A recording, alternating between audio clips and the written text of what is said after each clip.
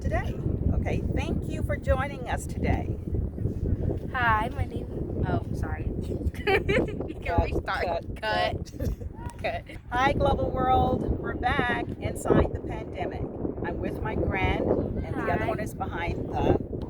Hi. Yeah, there she is. Production. Okay.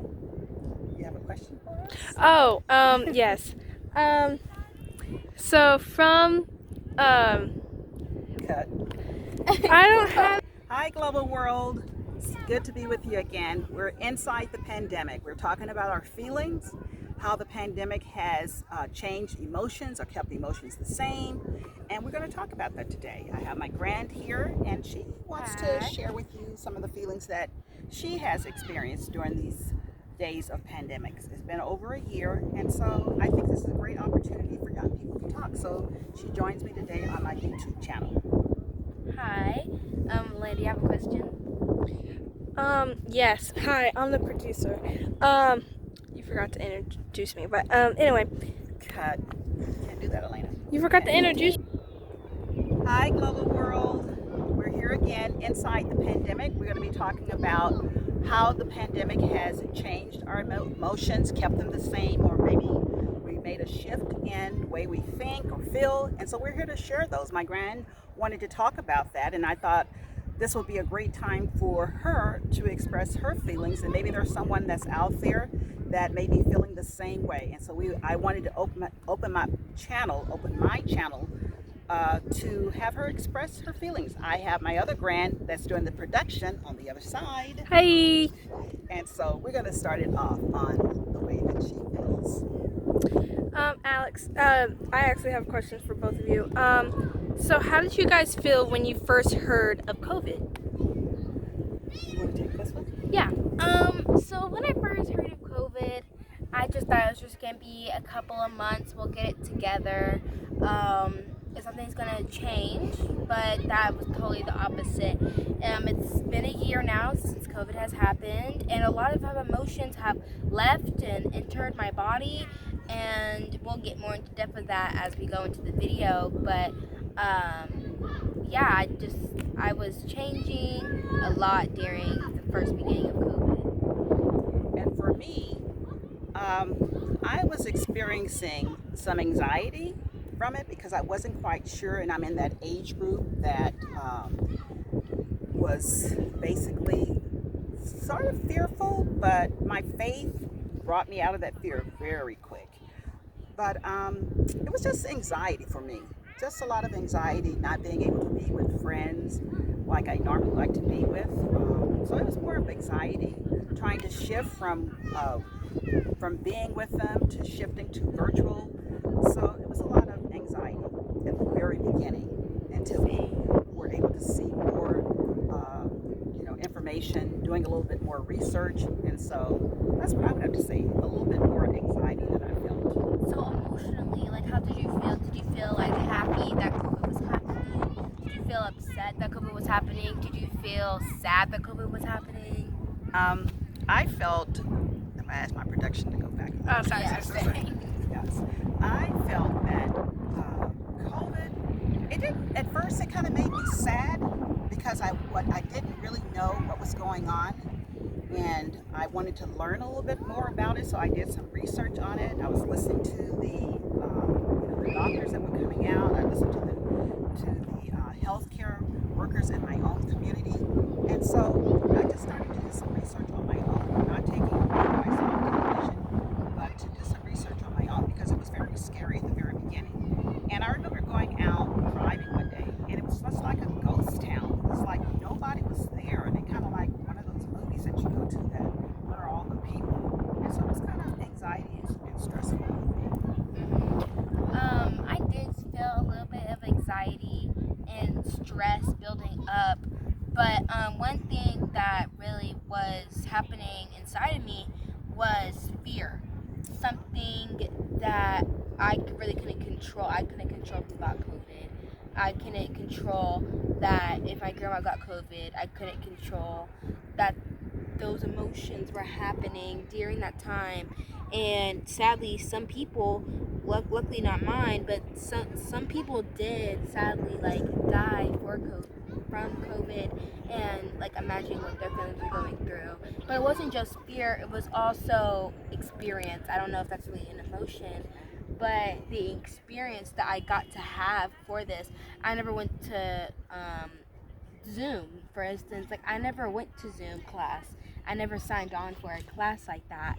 So it was really like an experience more than like um, fear and also like happiness. It was more like I would get to experience everything. Well, listening to my grand, I call her my grand, listening to my grand, and she was worried about me. That makes me it makes me happy, but it makes me sad too, because here I am. This is raw emotion that's showing through, is because here she is thinking about me, you know, and what I may be going through as a grandparent. And I'm sure there are a lot of grandparents out there too. And so I'm keeping it real, keeping it real. And so these are the strong emotions that I'm feeling because I'm hearing this from her. We go through it. We go through it, and just to hear it, just to sit here and hear what this is the first time I've heard her say that, that she was fearful of me, Oh, I'm sorry, but it's real, and I'm sure I saw a lot of grandparents that couldn't get a chance to see their grands, and so this is one of the first times that we've been this close together. So just to hear her say what she was feeling and what she was feeling about me as her grand, it just touches my heart right now. And so these tears are tears that what she was experiencing and that she was able to share with me at this moment just caught me a little bit off guard. But I want her here. I want her on this YouTube channel, on my channel here, and I want her to express. And so while she's expressing these things, there may be some emotions that come up that are exciting. I'm excited to be here with my grand because it's not very often. And so we've got this, I can see the light at the end of the tunnel, and we're calling this Inside the Pandemic because we're talking about our feelings. And so I'm happy that my grand here is happy, but production grand, she's feeling behind the camera. And so I'm just pleased, and I'm pleased that we took this day to talk about this because it brought some raw emotions here. And so for those of you that are grands that haven't had a chance to see your grands, there may be something that they want to share with you, or they already have shared with you, and just let it go, let it flow, as I put on my Instagram, let it flow. And so I'm just happy that I'm happy I can give her a kiss too. But this is great. And then also, when I think of COVID, I really think of an acronym. I think of confidence over very, and that's the COV. And I feel like confidence, I really got to build my confidence over COVID. I really got to see that I really don't care what people think of me, and I can feel the way that I feel, right? And that varies over everything. So when I think of COVID, the COV, that's confidence over very, and then the I and the D, I think of independence and determination. So independence is like we've been alone, quarantined, we've been like very alone, and that can either boost or bring you down. And for me, that really boosted me up, noticing that I do have my family with me. And then with that, it comes with determination, which is the D, a part of COVID. And D just represents determination, saying that we will get through this together or separate. And that's what I think about COVID. So confidence over very, and independence and determination. Oh, great acronym. Thank you for sharing that. I didn't know that. Oh, yeah.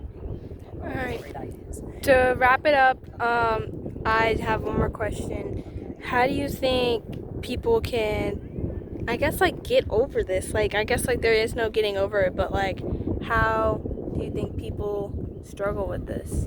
How do they struggle with it? How do they get over it? Mm-hmm. I think just like with anything, it's a process.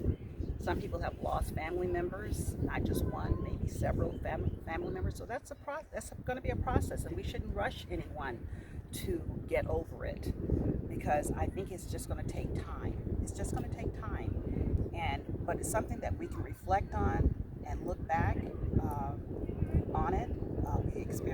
We all experienced it together. pray for them, even though we don't know them. We pray for them because, as I said in outside the pandemic, in that YouTube video, is that we're in it together. You know, we're in it together, and I feel when someone is from another state, city, or whatever, and they've lost a loved one, I feel like that's part of my family too. That I've lost them, and I tear up, and you know, I just feel that I'm part of the family. We are all a part of this universe, and we are all family members and stuff. And so my heart goes out to anyone that lost a family member. Oh, she's running. There was a bee. Oh, that's what cope outside the pandemic, inside the pandemic, bugs will have you running. But we have to even be grateful for the insects. They're happy too. So I don't know if she's joined me again, but anyway, I'm right back. She's afraid of insects, but I love it. That's another thing to be grateful for is the bugs. And I'm grateful that she can run from them. Anyway, I love this this moment, this time, and the realness that's shown through. And we just thank you. Thank you, Global World. See us next time. Bye.